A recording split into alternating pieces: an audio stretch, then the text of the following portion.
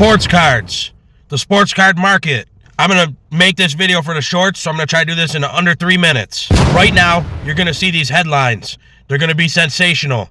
It always happens during the offseason. This time of year, you're going to see these titles on these YouTube videos. Sports card market crashing.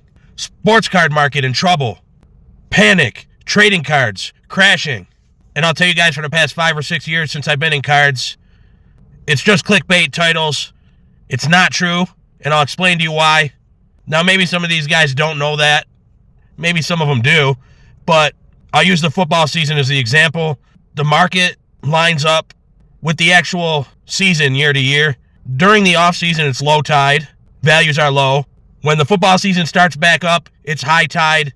Values skyrocket, and here's how it works. I'll give you an example real quick. You know, if you want to buy quarterbacks and speculate on quarterbacks, the best time to buy is during the offseason before the draft, because the draft, that's the tide coming back in, values start going up, especially when guys know what quarterbacks are going to be in the draft. Those values go up, so you got to buy before. This is if you're speculating. I'm no expert. I'm just going by experience. One thing I look at is completion percentage. If it's 70+% and they have a decent amount of game time, those are the guys you're usually going to end up seeing in the NFL draft within the next 2 years. So if you buy during the offseason to speculate on quarterbacks and stuff, that's the best time, because it's low tide. Values are the lowest. Okay, but now you get to the draft, and all those guys that are going to get drafted, especially quarterbacks, the values skyrocket at that time. They go way up.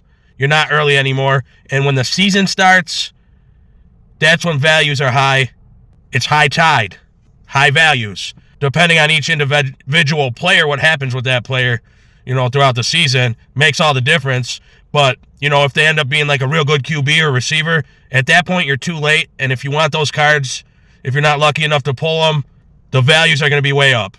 And then there's things like, people want these cards with the pro jerseys.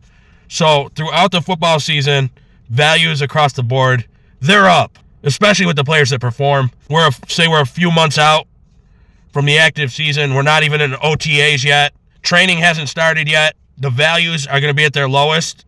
That's a good time to buy, because as soon as the season starts up, if it's one game in and they started with a W, that card's going to be way up. The sports card market, it's not crashing. It's not going anywhere. I bet you it's more popular than it's probably ever been. Yeah, the market is saturated, but there's a lot of people interested right now.